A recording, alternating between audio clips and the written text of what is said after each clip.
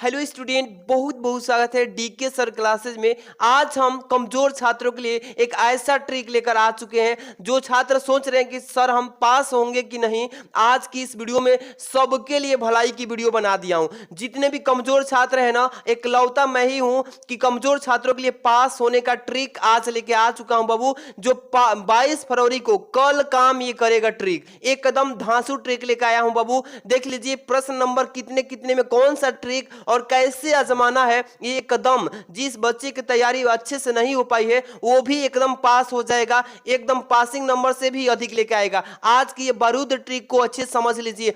सबसे पहले पेपर में और आपको कॉपी में कैसे ट्रिक आजमा के देखना है बाबू। एकदम मतलब जो तैयारी अच्छे कर लिए उन बच्चों को भी देख लेना चाहिए कि बाय द वे उस समय कोई क्वेश्चन ऐसा आ गया जो आपको याद ही नहीं आ रहा है, तो उस समय ट्रिक ये काम करेगा। सबसे पहले 22 फरवरी हिंदी 2024 के लिए, ठीक, हिंदी में कुछ ना आए तो ये ट्रिक लगा देना। कौन सा बाबू? आज आपके लिए बेहतरीन अनपढ़ भी हो जाएगा पास। इसका मतलब कि मान लीजिए कि जो टॉपिक आप नहीं पढ़े हैं तो उस टॉपिक के लिए अनपढ़ ही कहलाएंगे आप, ठीक है। याद नहीं हो रहा बार बार तो वो टॉपिक आपके लिए अनपढ़ ही कहलाएगा, तो अनपढ़ भी उस टॉपिक में पास हो जाएगा। ये देखिए 23 नंबर सब्जेक्टिव और प्लस जो 10 नंबर है प्रैक्टिकली, ये दोनों को जोड़ करके हमने पासिंग ला दिया है 33 नंबर। इससे भी अधिक लाएंगे बाबू, इससे अधिक लाएंगे आप। इस देख लीजिए प्रश्न संख्या किस किस में ट्रिक लगाना है और कैसे लगा देना है, ये ट्रिक अभी तुरंत हम फॉलो करने चाह रहे हैं। मान लीजिए कि बाबू ये पेपर 2024 का आपके सामने आ गया। सपोज कीजिए कि यही आपका पेपर है। अब क्या होगा बाबू, ध्यान से मेरी बात को सुनिएगा। खंड क में जो प्रश्न आएगा ये तो आपको पहला नंबर और दूसरा नंबर, दूसरा इधर है बाबू, दूसरा नंबर, ये दूसरा नंबर। अब देखिए पहला नंबर जो प्रश्न आएगा इसमें 5 बहुविकल्पी रहेगा। अब क्या करना है कि जो भी बहुविकल्पी आपको आ रहा होगा वो तो कर लेंगे, है ना। आप कर लेंगे ना बाबू। पांचों बहुविकल्पी में मान लीजिए 4 बहुविकल्पी आपको आ रहा है, एक नहीं आ रहा है, तो अब क्या करेंगे, आप इसको छोड़ेंगे। अब कब करेंगे वो हम अभी बताएंगे। दूसरा में मान लीजिए कि सभी आ गया, एक मतलब बहुविकल्पी आपसे छूट गया तो उसको छोड़ दीजिए, बस उसकी जगह पे मतलब कॉपी में जगह छोड़ दीजिए कि हम इसको बाद में करेंगे। कब करेंगे हम बताएंगे कि उसको भी कब करना है। सबसे पहले ट्रिक कहां से अब काम करेगा, जैसे कि एक गद्यांश हो गया। गद्यांश आप देख लीजिए, आप समझिए कि यही अशोक की वृक्ष पूजा इन्हीं गणोधों और यज्ञों की देन है। प्राचीन साहित्य में इन वृक्ष की पूजा की उत्सवों का बड़ा सरल वर्णन मिलता है। मान लीजिए पूरा आपने ये गद्यांश पढ़ लिया बाबू। आप जैसे ही गद्यांश पढ़ा आपको ये तो गद्यांश आ ही नहीं रहा है, आपको ये आ ही नहीं रहा है सर।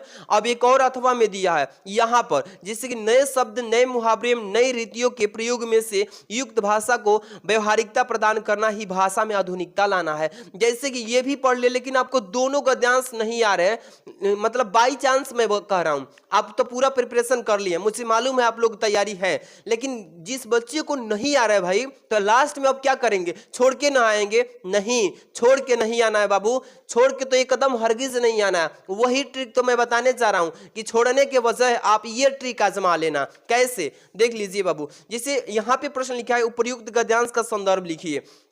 संदर्भ लिखने के लिए बोला है ना। अब देखिए दूसरा है कि अशोक की वृक्ष पूजा की देन है। यहाँ पे और अशोक वृक्ष की पूजा किसकी देन है, तो इसमें से जैसे गद्यांश पढ़ेंगे ना, इसी में से इसका आंसर खोज के लिखना है। कैसे लिखना है, सबसे पहले तो संदर्भ आपको याद नहीं है तो नहीं लिख पाएंगे, है ना। तो यहाँ पे देखिए अशोक, पहले नंबर ट्रिक समझिए।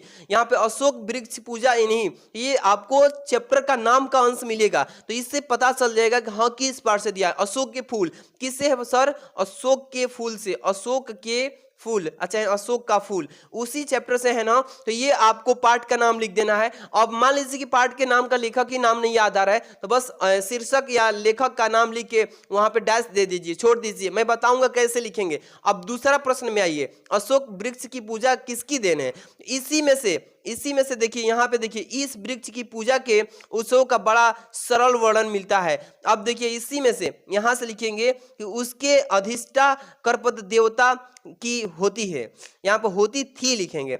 यहाँ पे देखिए कुछ ना कुछ आपको दूसरा में से यहाँ पे लिख देना है बना करके, मतलब इसी में से आपको बनाना है बाबू। जैसे कि यहाँ पे मैं खोज के दिखा देता हूँ। देखिए बाबू ट्रिक कहां से लगाना है। ये अशोक वृक्ष की पूजा किसकी देन है, तो यहाँ पे देखिए अशोक वृक्ष की पूजा इन्हीं गणधरों और यज्ञों की देन है। आपको घबराना नहीं है बाबू, आपको इस प्रश्न का उत्तर इसी में दिया रहेगा। अगर कुछ भी नहीं आए ना, इसी से मिलता जुलता उसमें से एक लाइन उतार देना उस उत्तर में। कुछ नहीं आए तब का ट्रिक ये काम कर देना, एग्जामिनर उसमें जरूर नंबर देगा, 2 नंबर के जगह पे 1 नंबर पक्का देगा, गारंटी है आपको। जैसे कि ये दे रहा है, मान लीजिए कि आपको गद्यांश में कोई भी प्रश्न रेखांकित अंश की व्याख्या जो नहीं आ रहा है यहां से लेके यहां तक है, तो यही चीज सेम क्या करिए, उतार दीजिए, यही चीज उतार दीजिए। जैसे असल पूजा अशोक की नहीं बल्कि उसके अधिष्ठा कर्पत देवता की होती है, इसे होती थी, इसे महोत्सव देखिए मदनोत्सव कहते थे। नहीं कुछ आ रहा है, रेखांकित अंश की व्याख्या हेडिंग डालिएगा और डालने के ठीक बाद यही उतार दीजिएगा, ठीक है, एकदम नंबर देगा, क्योंकि इसका अर्थ ही यही हो जाएगा, सेम इसी का अर्थ यही हो जाएगा जब इसका अर्थ आपको कुछ नहीं आ रहा होगा, तब के उस हालात की बात कर रहा हूं, ठीक। इसी में से सेम मिलता जुलता चीजें उतार देना है बस। आपको नंबर जो है ना फुल की जगह मतलब कि कुछ तो नंबर जरूर ही मिलेगा। जैसे कि मैंने यहाँ पे बताया था ना कि किस किस प्रश्न में, जैसे 3 नंबर में ये गद्यांश आता है और 4 नंबर में देखिए बाबू पद्यांश आता है ना, यही पद्यांश। जैसे कि दिए गए पद्यांश पदार्थ निम्नलिखित प्रश्नों का उत्तर दीजिए, इसमें भी 5 प्रश्न रहेगा। ये पद्यांश का मान लीजिए संदर्भ नहीं आ रहा है तो आप क्या करेंगे, संदर्भ हेडिंग डाल के कुछ भी लिख दीजिए, इसी पाठ से मिलता जुलता है, इसी में से 2-4 शब्द मिला के इधर से उधर, या प्रस्तुत पद्यांश हमारी पाठ्य पुस्तक के मतलब कुछ नहीं आ रहा है तो इसी से मतलब कुछ 1-2 वर्ड इसी में से मिला के इधर से उधर करके लिख देंगे तो भी नंबर मिलेगा। लेकिन खाली नहीं छोड़ के आना है। जब किसी बच्चे को नहीं कुछ भी आ रहा है, उस स्थिति की बात कर रहा हूं, और जिसको आ रहा है उसके लिए तो बेस्ट है, बेस्ट, ठीक है ना। अब आप लोग बुरा मत समझिएगा, जिसको कुछ नहीं आ रहा है उसी के लिए मैं ट्रिक बता रहा हूं, और जिसको आ रहा है तो एकदम आप टॉपर हैं। चलिए यहाँ पे देखिए अगला प्रश्न है 6 नंबर। 6 नंबर में क्या है बाबू, जैसे कि 6 नंबर में क्या पूछता है आइए हम बताते हैं। यहाँ पे देखिए, और ये तो है 5 नंबर जो है इसको तो लिखना ही पड़ेगा भाई, जीवन परिचय लेखक और कवि का। पंच स्लाइड के बारे में, पंच स्लाइड के बारे में लिखिएगा, बहादुर के बारे में। अगर पंच स्लाइड के बारे में थोड़ा हल्का भी जानते हैं ना, हल्का फुल्का, तो उसके बारे में पंच स्लाइड के बारे में मिलता जुलता, ये बिहार के बच्चे की एक कहानी है, ये मतलब कि रेणु जी की आंचलिक कहानी है पंच स्लाइड, उसी से मिलता जुलता अपने भी बारे में ना मतलब कि 10 लाइन लिख दीजिएगा, अपने भी बारे में लिख दीजिएगा, मतलब कुछ भी मिलता जुलता लिख देना है, लेकिन छोड़ के नहीं आना है। आपको ये ध्यान रखना है कि मुझे एक भी प्रश्न छोड़ना नहीं है, नहीं तो साफ उसका नंबरवा जो है 5 नंबर मिलने की जगह पे 0 कर देगा। इसलिए अगर कुछ भी बना के अपने बारे में भी लिखेंगे, मतलब गलत शब्द नहीं, गलत शब्द नहीं लिखना है, ना गाली गलौज, ना कुछ भी कसम वगैरह कुछ लिखना है, बस पंच लाइट के बारे में थोड़ा मिलता जुलता ये कहानी है बाबू, तो कहानी के भांति ही आप भी इसमें लिख सकते हैं। तो 5 नंबर की जगह पे 3 नंबर तो पक्का देगा, ठीक, कुछ ना आए उस स्थिति की बात कर रहा हूं। अब यहाँ पे चलिए, यहाँ पे देखिए 8 नंबर क्या होता है, ये संस्कृत में गद्यांश देता है। यहाँ पे ट्रिक काम करेगा जो बताने जा रहा हूं। यहाँ पे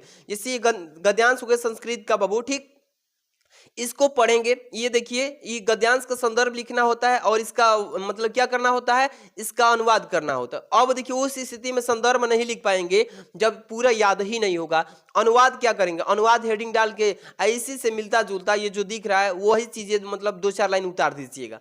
कुछ नहीं मिलेगा तो भी 3 नंबर मिलेगा 7 नंबर की जगह पे। इसलिए मैं बोल रहा हूं कि इस प्रश्न ऐसे ऐसे प्रश्नों में ट्रिक काम कर जाएगा, ठीक है ना, ट्रिक काम कर जाएगा। जिस बच्चे को कुछ नहीं याद होगा उस बच्चे के लिए मैं बता रहा हूं। इसके बाद 10 नंबर प्रश्न जो है ना, इस बार चेंजिंग हुआ है, ये तो पिछले साल का पेपर है। बस 10 नंबर जो प्रश्न आएगा बाबू, ये क्या आएगा, स्वपठित खंड काव्य, नहीं सॉरी, अपठित खंड काव्य, अपठित क्या बाबू, अपठित खंड काव्य, क्या आएगा बाबू, अपठित खंड काव्य, खंड काव्य।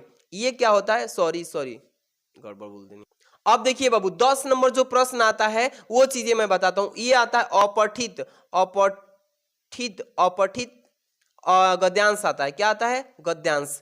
इसमें क्या होता है, ये तो बहुत सिंपल है, इसमें भी ट्रिक काम करेगा आपका, क्योंकि ये 5 नंबर का आता है। 3 प्रश्न रहेगा, 1 2 3। ये पहला प्रश्न आपका 1 नंबर का रहेगा, दूसरा प्रश्न 2 नंबर का रहेगा और फिर तीसरा भी 2 ही नंबर का। ये 5 नंबर का ये एक गद्यांश देगा। वो गद्यांश जो होगा कहानी से रिलेटेड होगा और उसी गद्यांश में से इस प्रश्न का आंसर देना है। कुछ नहीं आए तो भी उसी में से गद्यांशों में से मिलता जुलता जो लाइन है उसी लाइनों को उतार देना है बस। समझ में आ गया ना? जो बच्चे को कुछ तैयारी नहीं है, समझ रहे हैं कि हम फेल हो जाएंगे, उन सब के लिए बता रहा हूं। इसके बाद 14 नंबर ट्रिक काम करेगा। 14 नंबर प्रश्न जो आता है, जैसे कि यहां पे लेकर चलते हैं, सीधे हम आपको अटैक कराएंगे पेपर के थ्रू। पेपर जैसे अटैक करेगा आप भी आक्रमण कर देना, हमला बोल देना 22 तारीख को। देखिए, जैसे कि निम्नलिखित विषयों में से किसी एक भाषा शैली में निबंध लिखिए। निबंध लिखना है जैसे बेटी बचाओ बेटी पढ़ाओ, या विज्ञान वरदान है, या भी साहब पर्यावरण संरक्षण की आवश्यकता। मान लीजिए पर्यावरण पे लिखना है, तो पर्यावरण के बारे में थोड़ा थोड़ा तो आपको जानकारी होगा ही। 12th में जब आ गए हैं तो थोड़ा जानकारी होगा ही। पहले बड़ा वाला हेडिंग डाल लीजिएगा ऊपर, इसके बाद इसका अर्थ लिख लीजिएगा, पर्यावरण संरक्षण का अर्थ लिख लीजिएगा। अर्थ लिखने के बाद इसी से रिलेटेड कुछ मिलता जुलता 3-4 हेडिंग लगे ब्लैक ब्लैक पेन से, और तब से उससे मिलता जुलता 4-5 लाइन सब हेडिंग में लिख देना। ठीक है, 9 नंबर मिलने वाले जगह पे कम से कम 6 नंबर पक्का देगा, जिस बच्चे को कुछ नहीं आता उसके लिए। और जिसको आ रहा है तो एकदम 9 में से तो 9 ही देगा। बढ़िया से हेडिंग लगा के लिखिएगा। आज की इस वीडियो में बाबू मैंने तो ये चीजें बता दी ट्रिक कि किस किस प्रश्न में काम करेगा। 3 नंबर में, 4 नंबर में, 6 नंबर में, 8 नंबर में, 10 नंबर में, 14, इस प्रश्न में ट्रिक लगा लेंगे। अब बहुविकल्पी की मैं बात कर रहा था ना, कि मान लीजिए कि नहीं आ रहा है, बहुविकल्पी कोई छोड़ दिए थे आप ना, तो उस बहुविकल्पी को लास्ट में जो एग्जामिनर होता है ना, कहीं कहीं क्लास में वो बोल के करवा देता है।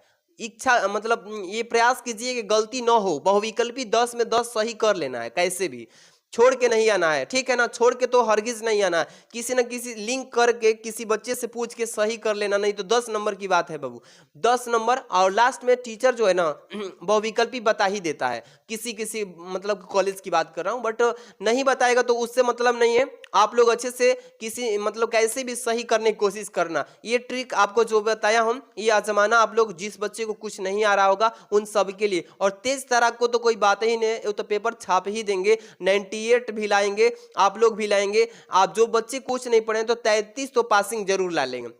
33 नंबर पासिंग नंबर होता है, क्योंकि प्रैक्टिकल जो होगा ना ये आपको 10 नंबर, ये तो हिंदी में 10 नंबर की बात ही नहीं है, क्योंकि देखिए पूरे 100 नंबर का हिंदी आता है बाबू। 100 नंबर की हिंदी आता है ना, अदर विषय की बात कर रहा हूं। ठीक है, ये 100 नंबर का आपका हिंदी आता है। ठीक है, तो पूरे बढ़िया से पढ़ के जाइएगा, ये ट्रिक आजमा लेना बाबू। मिलते हैं नेक्स्ट वीडियो में। Thanks for watching.